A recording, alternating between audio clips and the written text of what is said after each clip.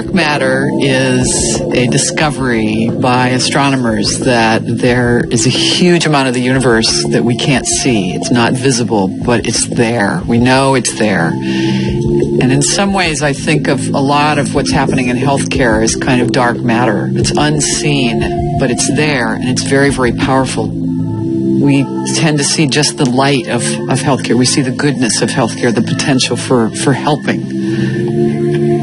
When I was at U.S. News and World Report, I wrote cover stories about how great the newest and greatest treatment and pill and procedure was. But in fact, the more I looked, the more I found that there's all this stuff in medicine that we don't think about that is actually harmful. When a team from Dartmouth Medical School mapped Medicare payments, it found some disconcerting differences from one part of the country to another. For example, in 2007, the average Medicare recipient in Miami tallied more than $15,000 in healthcare bills, whereas a recipient in Minneapolis only cost the government about half that amount. And it wasn't because procedures were more expensive in Miami than in Minneapolis. The Dartmouth study showed that patients in places like Miami were receiving more care. More tests, more drugs, more time in the hospital, more invasive operations than patients in other parts of the country, even though the patients in Miami weren't any sicker than their neighbors. But so what, right? We want more specialists. We want more procedures. We want more tests. Or at least we think we do. And that's the problem, because what we think is best for us often isn't. What the Dartmouth group discovered is that the patients in the most costly regions where Medicare spent more money on patients, those patients did not have better health outcomes. And in fact, they were more likely to die. If you look at healthcare in America, you're twice as likely to get your knee replaced as you are in Western countries with the same standard of living. You're 2 or 3 times as likely to get a heart catheterization or have a stent in your coronaries. We've set up a system that often pushes physicians and hospitals and the entire healthcare system into doing more. Driven by these perverse economic incentives, we are doing a lot of procedures to people that they don't need. To a man with a hammer, everything looks like a nail.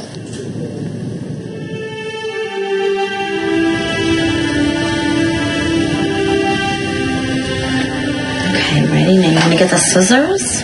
Yeah. I started getting sick in my 30s. I started having really, really bad chest pain. Here we go, a flower for you. Oh, it's so beautiful. I just had been ignoring it because I thought, I'm only 34 years old. I can't be having heart problems. But one evening, I sat straight up in bed with the worst chest pain. So I went into the hospital, and they told me I'd had a heart attack. I was 35 at the time and was scheduled for open heart surgery. And I thought, once I get this, I won't have the blockages anymore. They'll actually fix it. Little did I know that it was followed by years of the same thing over and over and over again. A heart cath, get another stent. Heart cath, get another stent. Until my doctor said to me, I don't know what else to do for you. There's nothing else I can do. Contrary to what most people believe, getting a stent in your coronary, if you have stable chest pain, will likely relieve your pain, but it will not help you live longer, and it will not protect you from having a heart attack. It only reduces symptoms.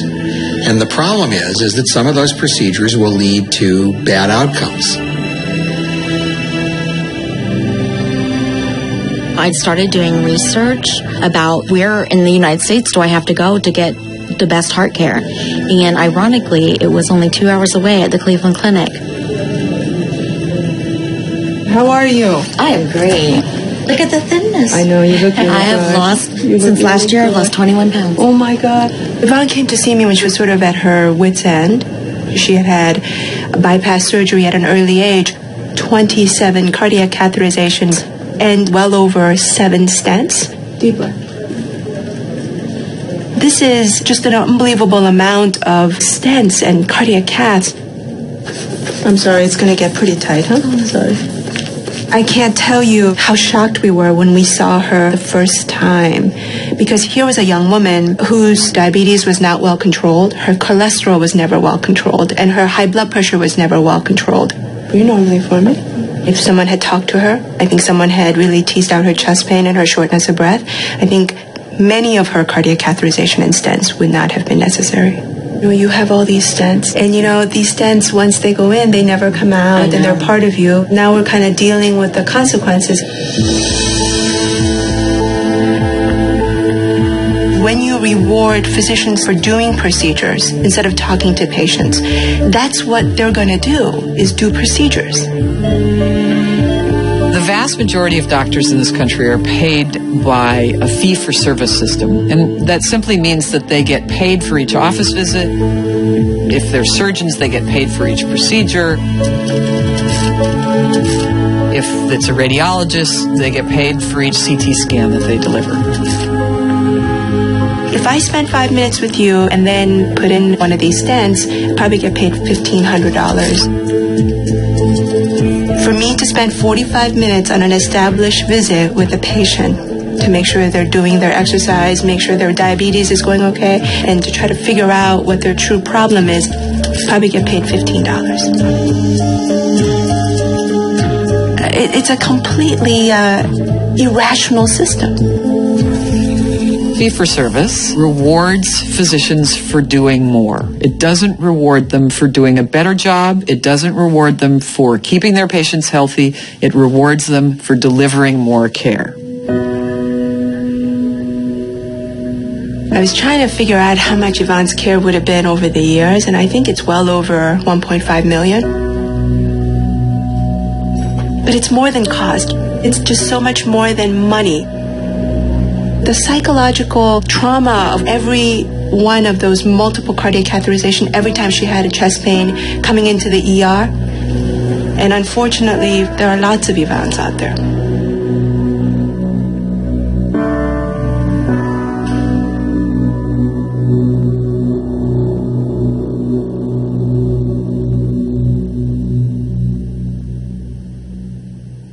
Although we've made progress technologically, we know how to do things for diseases we couldn't have done before, we haven't really experienced the systemic improvement that we want, the new healthcare system that we're really after.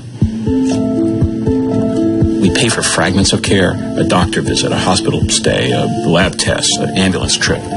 So because we pay for pieces, we get pieces. And so people who really need a coordinated system, they don't get that.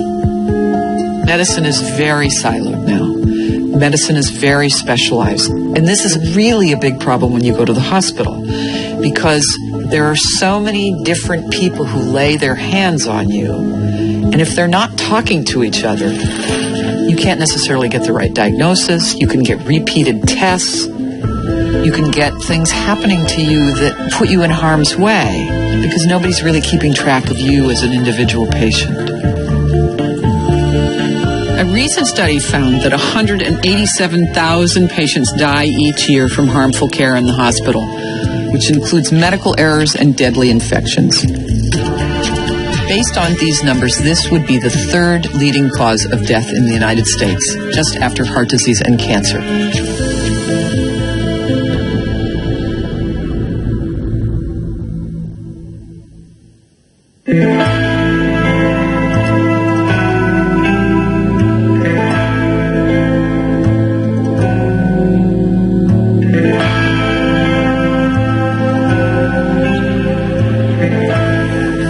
Dr. Ross. I am back in the chest pain center with a pretty sick patient, and I'm going to need you to call attending phone 2.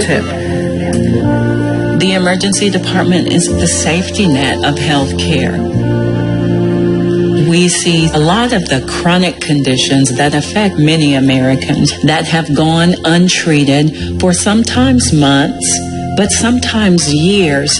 And of course, the natural endpoint is going to be in the emergency department. Let me just take a listen to you.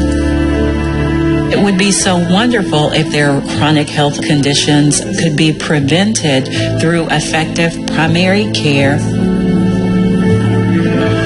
There's a saying in healthcare policy that 20% of the patients account for 80% of the costs, and the majority of those costs are when they're repeatedly hospitalized. They're patients with heart failure, they're morbidly obese patients, they are often poor patients, but not always. One of the ways to think about saving money in healthcare is to focus our energies on that 20% of patients and think about treating those people in a more effective way.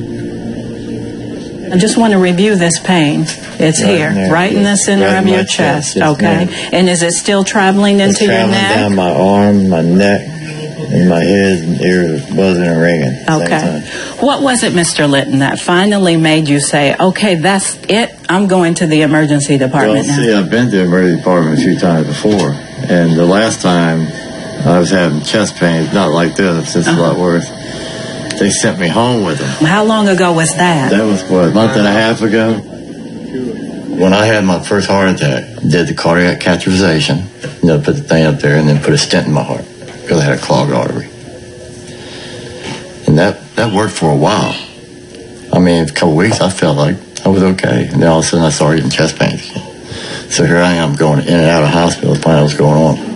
Do you have any eating habits that you think I eat the regular food and stuff. What's regular food? Eggs, sausage, grits, bacon. Well, what do you think about your diet? Yeah. What do you think about that? I did if I had to, but If you had to? Well, you have a stent in your heart, right? Yeah. All right. And you've had heart attacks. And you're here today with chest pain. Yeah. When do you think it would be good to try it? Once I found out what's really wrong with me. We've become a culture where you drive up, you get what you want, you get it fast, you get it right away, and you drive off. And that being applied to healthcare just doesn't work. Most diseases don't happen overnight. Sometimes they're related to lifestyle habits. Sometimes it's related to what the individuals actually have access to.